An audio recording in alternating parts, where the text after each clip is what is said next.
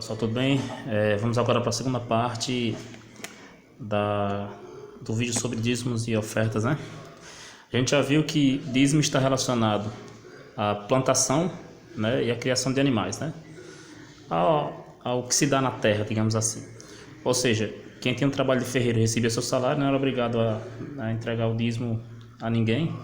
Quem pescava, quem caçava, quem não plantava e não criava boi ou cabrito, ou então era produtor de vinho porque plantava também, ou coisa parecida, não era obrigado a entregar a 10ª parte ao santuário, né, ao sacerdote, ok?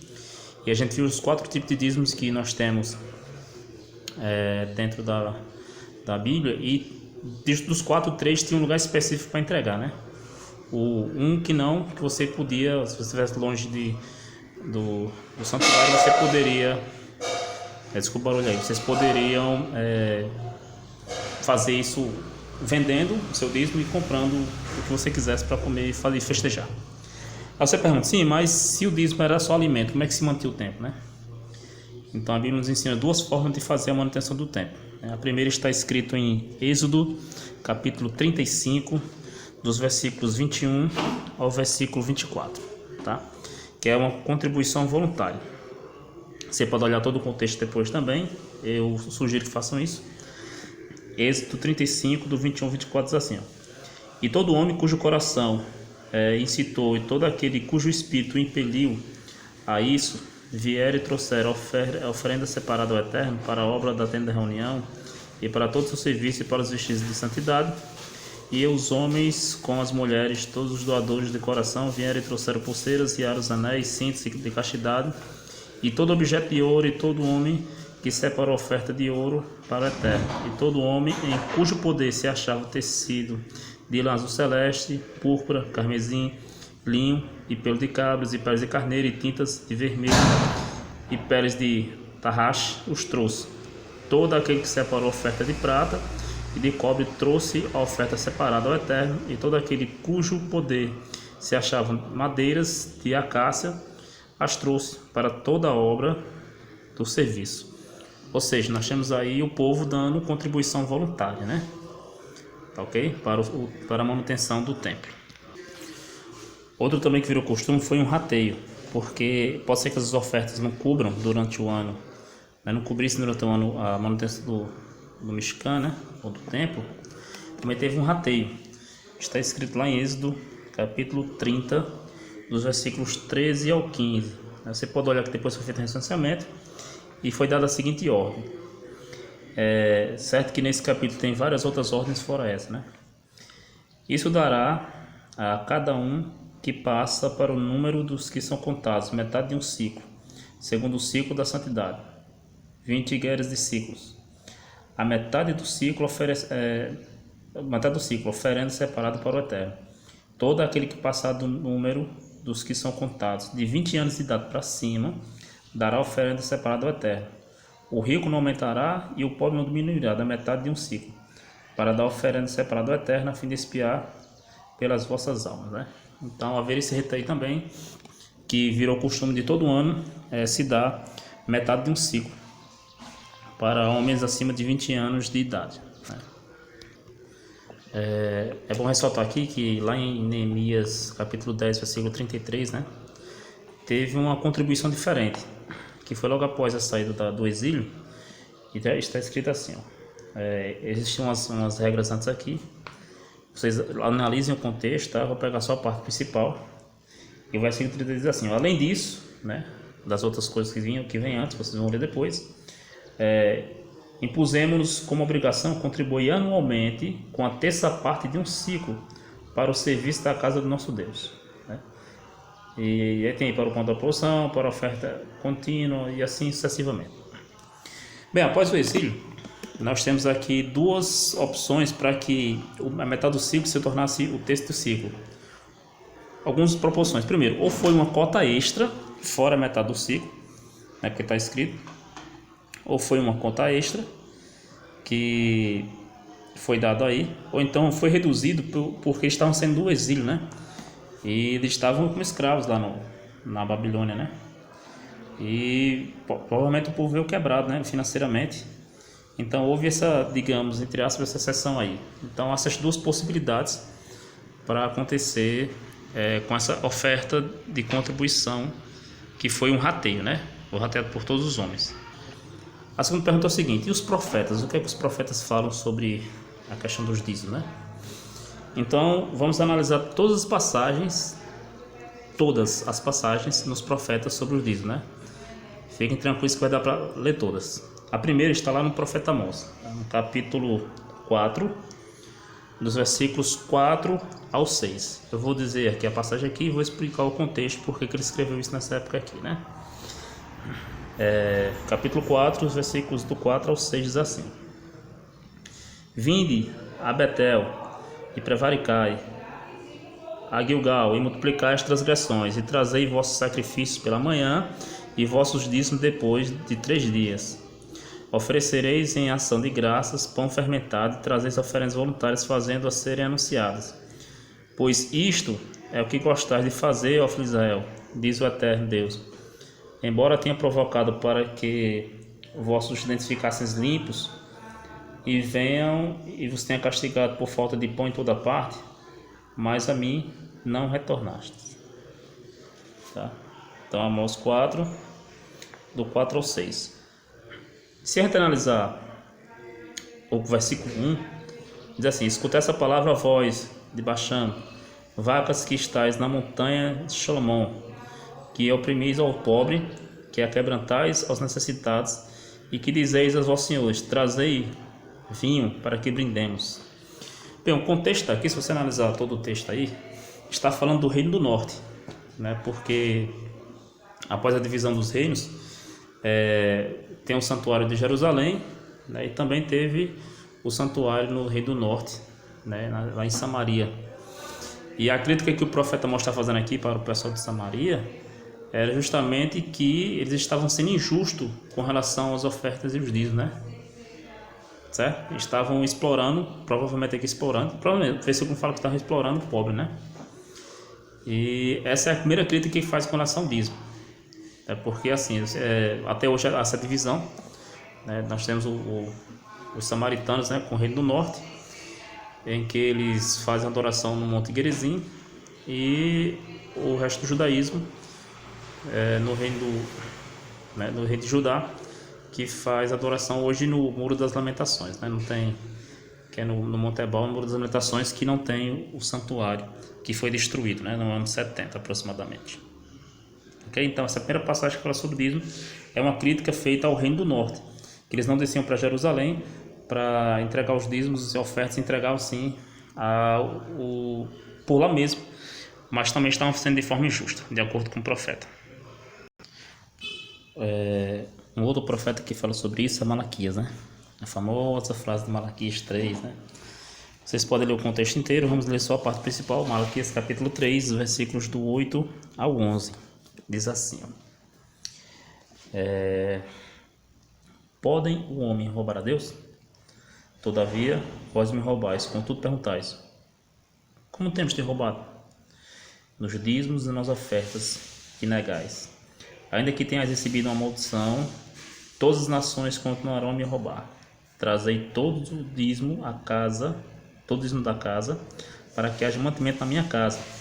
Testai-me nisto, agora nisto, diz o Senhor dos Exércitos, e vereis que se não vos abrireis as janelas do céu, e vos derramarei uma bênção, para que haja mais que o suficiente, e repreenderei o devorador por vosso bem, e não destruirá os frutos da vossa terra, nem vossa videira perderá o seu fruto, deixando cair antes que venha a colheita, diz o Senhor dos Exércitos. Eu quero refazer a leitura desse texto na versão de João Ferreira de Almeida, né, que é mais conhecida, né? Diz assim, Malaquias capítulo 3, versículos 8 a 11. Roubará o homem a Deus? Todavia me roubais. E dizeis: em que te roubamos? Nos dízimos e nas ofertas. Com maldição sois amaldiçoados, porque a mim me roubais, vós a nação toda. Trazei todos os dízimos à casa do tesouro, para que haja mantimento na minha casa. E provai nisto, diz o Senhor dos Exércitos, se eu não vos abrir as janelas do céu, e não derramar sobre vós bênçãos sem medida. Por vossa causa repreenderei o devorador, para que não vos consuma o fruto da terra. A vossa vida no campo não será estéril, diz o Senhor dos Exércitos. Depois você pode ler todo o resto do contexto, ok? Agora, dentro do texto, a gente vê algumas coisas interessantes. Primeira coisa, onde era a casa do tesouro, né? Lá em Neemias, capítulo 10, você pode ler o contexto depois aí, é importante. A partir do versículo 36, diz assim, ó. 35. E que também traríamos as primícias da nossa terra e todas as primícias de todas as árvores frutíferas de ano em ano, à casa do Senhor, como nós já vimos no vídeo anterior, né? Com relação a isso aí. Os primogênitos dos vossos filhos e dos vossos gados, como está escrito na lei, e que os primogênitos das vossas manadas e das vossas ovelhas trariam à casa do nosso Deus, e os sacerdotes ministravam nela. Verso 37. As primícias da vossa massa, as nossas ofertas, o fruto agro, o vinho, o azeite, trazidos do sacerdote às câmaras da casa do nosso Deus. Os dízimos da nossa terra, os levitas, pois eles cumprem receber os dízimos em todas as cidades onde há lavoura. Ó, dízimo da lavoura dos animais, né? O sacerdote, filho de Arão, estaria com os levitas quando eles recebessem os dízimos, e os levitas trariam os dízimos dos dízimos à casa do nosso Deus, as câmaras da casa do tesouro. Claro que os descendentes de Arão, apesar de serem levitas, eles tiravam os dízimos dos dízimos, né? Eles tinham esse direito aí. Então, a casa do tesouro nada mais é do que as câmaras do santuário, né? Lá realmente tem depósito para isso. Também no texto de Malaquias fala sobre abrir as janelas do céu, né? Então, o exemplo mais clássico disso está lá em Gênesis capítulo 7, versículo do 11 ao 12, né? No ano 600 da vida de Noé, aos 16 dias do segundo mês, nesse dia rompeu-se todas as fontes do grande abismo, e as comportas, ou seja, as janelas do céu se abriram, e houve copiosa chuva sobre a terra durante 40 dias e 40 noites, né? Então, a janela do céu nada mais é do que a chuva, né? Porque, como o dízimo da lavoura e dos animais, e a gente sabe que Israel é uma terra semiárida ali, então chuva é uma bênção, né? Tá certo? Então, e o próprio texto de Neemias fala que levar os dízimos para lá, dos alimentos, né, e dos animais. E falta a terceira parte, né? O devorador. Quem é esse devorador? Né? Que Deus fala que iria afastar o devorador, né? Se você fosse fiel aos dízimos e às ofertas, né? Então, quem é esse devorador? Bem, duas passagens ficam claro isso. Um é Êxodo 10, versículos 14 ao 15, você pode ler, mas eu vou ler Joel 1,4, que ele mostra quem é esse devorador, né? Especificamente. Na verdade é o gafanhoto, né? A maior praga que tem. Se deixar uma manada de gafanhoto, né? Não sei como chama. Vários gafanhotos, né? Numa plantação, a desgraça é grande, né? Pode ler o contexto depois, mas o importante é o versículo 4. Joel 1,4 diz assim, ó. O que deixou... Olha, versículo 3. Na raiz estão a vossos filhos. A vossos filhos façam a seus filhos, e os filhos desta outra geração. O quê? O que deixou o gafanhoto cortador, comeu o gafanhoto migrador. Está falando de uma plantação, certo? Então, apareceu o gafanhoto cortador, o que sobrou, o gafanhoto migrador comeu. E o que deixou o migrador, comeu o gafanhoto devorador. O que deixou o devorador, comeu o gafanhoto destruidor. E a mesma palavra usada para devorador lá é aqui, né? O hel. A mesma palavra para destruidor, devorador. Ok? Muito bem. Então, já deu para perceber desde o vídeo passado esse aqui que dízimo não tem nada a ver com dinheiro, né? Só tem a ver com plantação. Que só quem fazia isso, dízimo lá, era quem plantava e quem criava animais, né? E também da plantação do vinho você tira, do avô você tira o vinho, né? Da oliva você tira o azeite. Você tem que dar uma 10ª parte disso aí também, certo? Como foi visto no vídeo passado, eu aconselho vocês reverem lá quem não viu ainda essa parte. Aí duas perguntas. Primeiro, sim, de profeta que fala sobre dízimo, foi só Amós, né? Nós vimos Amós 4, do 4 ao 6 e Malaquias 3, do 8 ao 11. Somente, mas nenhum fala sobre isso. Ok? Por isso que eu falei que a gente ia ver todas as passagens dentro dos profetas referentes a dízimo de ofertas. Mas tem duas situações importantes. A primeira é a de Abraão. Abraão deu dízimo a Melquisedeque, ou foi Melquisedeque que deu a Abraão?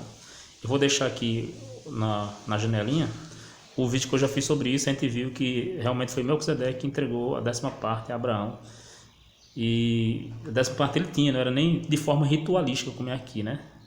E Abraão não era nem sacerdote. Quem era sacerdote era o Melquisedeque, ok?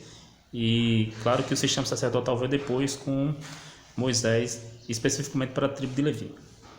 E o segundo caso é o caso de Jacó. Está lá em Gênesis, capítulo 28. Vamos analisar lá? Lá em Gênesis, capítulo 28, dos versículos 20 ao 22, assim, ó. Fez também Jacó um voto, né, depois que ele foi para Betel, né? Fez também Jacó um voto, dizendo: se Deus for comigo e me guardar nessa jornada, que empreendendo e me der pão para comer e roupa que me vista, de maneira que eu volte em paz para a casa do meu pai, então o Senhor será o meu Deus, e a pedra que ergui por coluna será a casa do meu Deus, e de todo quanto me concederes, certamente eu te darei o dízimo, né? Isso aqui na tradução de João Ferreira de Almeida. Só que você percebe aí que Jacó não prometeu assim, dar um sacerdote assim, ó, tome, dízimo aqui, da décima parte, agora de quê? Né? Quem sabe que Deus só veio depois com relação, que a palavra dízimo significa um décimo, tem que lembrar disso, né? E também nem sempre é mandamento, ele fez um voto diferente, ele fez um voto com o Eterno aí, e provavelmente foi o que ele fez, com esse dízimo, né? Depois que ele saiu da casa de Labão, lá no capítulo 31, dos versículos 54 e 55, diz assim, ó: e ofereceu Jacó um sacrifício na montanha, né, quando ele estava lá também, e ofereceu Jacó um sacrifício na montanha e convidou seus irmãos para comerem pão, comer um pão, passaram a noite na montanha, tendo se levantado Labão pela madrugada, beijou seus filhos e suas filhas, e os abençoou, e partindo outro para sua casa, né? Então observe que provavelmente o que ele fez foi isso, né? Ele comeu, né? Depois que se tornou um mandamento, né? Tanto é uma das quatro partes você tem que fazer com dízimo. Se você não puder levar para o santuário, que não tem, está destruído, né? O de Jerusalém, né? E você tem que pegar isso lembrando para quem plantava, né? Que você pode perceber que todas as passagens de dízimo que fala aí não falam nada de dinheiro. Fala somente de plantações, né, de animais. As ofertas, sim, as ofertas que são voluntárias, né, e também tinha um rateio que era feito dentro do povo. Então, fora isso, o que ele fez foi festejar. Então, meus queridos, o que é que a gente pode concluir, né? Se sua igrejinha dizer que você entregar o dia que você está roubando a Deus, mostra esses dois vídeos aí, tá? Que não tem nada a ver uma coisa com a outra. Ah, mas eu estou na denominação. Então, se você está na denominação, a obrigação sua é manter aquilo ali, porque tem aluguel, tem água, tem luz, né? Tudo há um preço. Agora, dizer que você é obrigado a entregar a 10ª parte do seu salário porque está na Bíblia, isso é mentira, tá? Isso é mentira. Dizer que você está roubando a Deus, isso também é mentira, ok? Próximo vídeo a gente vai ver tudo isso dentro do Novo Testamento também, ok? Então, um abraço e até a próxima. Desculpem hoje que foi muito barulho, porque realmente foi o único tempo que eu tive para fazer o vídeo. Tá bom? Até a próxima, pessoal.